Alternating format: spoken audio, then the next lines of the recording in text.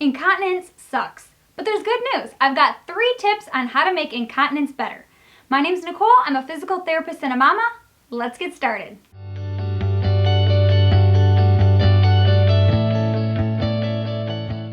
Tip number 1, if you feel the urge to go to the bathroom comes on really quickly and it's really hard to make that urge go away, or it's hard to not leak on your way to the bathroom because that urge is so strong, here's what you need to do. If you think about your urge to go to the bathroom as like 1 is like, oh, maybe I have to go to the bathroom, and 10, like, if I don't go to the bathroom in the next 5 seconds, I'm gonna pee my pants. When you get that 10 out of 10 urge, instead of running to the bathroom and hoping that you make it in time, I want you to try either crossing your legs, putting pressure on your perineum, taking some deep breaths to relax, distracting your mind and thinking about other things, and see if you can get that urge to come down to like a 7 out of 10 before you actually go to the bathroom.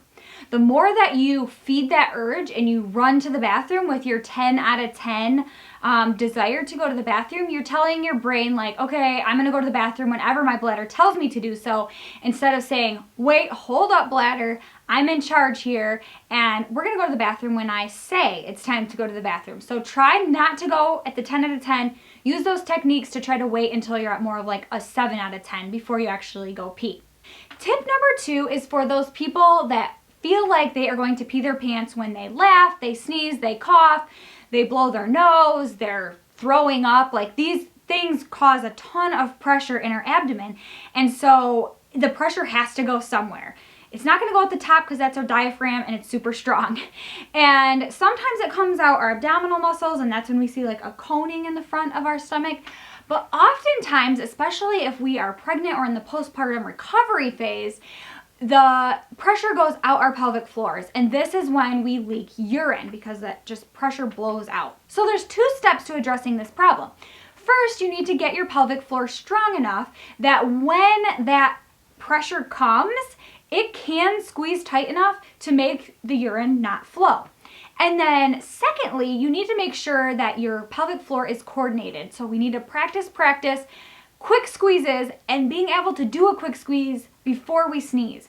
It needs to become a reaction that we don't even think about, because when you're driving along in your car and you sneeze, or you're playing with your kids and you laugh, you're not going to think, okay, squeeze my pelvic floor, now laugh. No, you need to have your body so in tune that it just squeezes and then you laugh, and there's no incontinence and you really didn't even think about it. But this takes time and it does take practice. So don't give up, but keep working on those quick contractions and making it a reaction.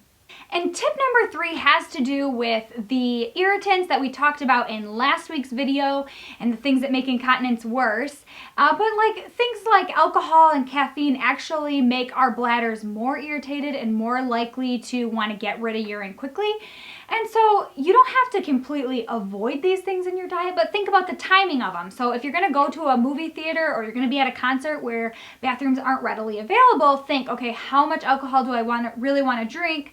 Do I want to drink that energy drink before I go in, knowing that it is going to make your bladder more irritated and more likely to have a strong urge to go, and probably going to make you more likely to leak or experience incontinence. This is really just the tip of the iceberg when it comes to managing incontinence, because there's a couple different kinds of incontinence and reasons why we leak, and so there could be a whole course on this. There is a whole course on this. I actually just came out with a postpartum online recovery course that is going to give you a lot more details about things to do to improve incontinence depending on what type of incontinence that you have.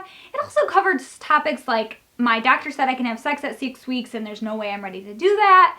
How do I safely return to exercise? I've had a cesarean, what do I do with this scar? And things like that. So if you're at all interested, check out the link in the description below so that you can get more information about that, because I want all moms to have a good postpartum recovery so that they can play with their kids and get back to life, because that is what we were made to do.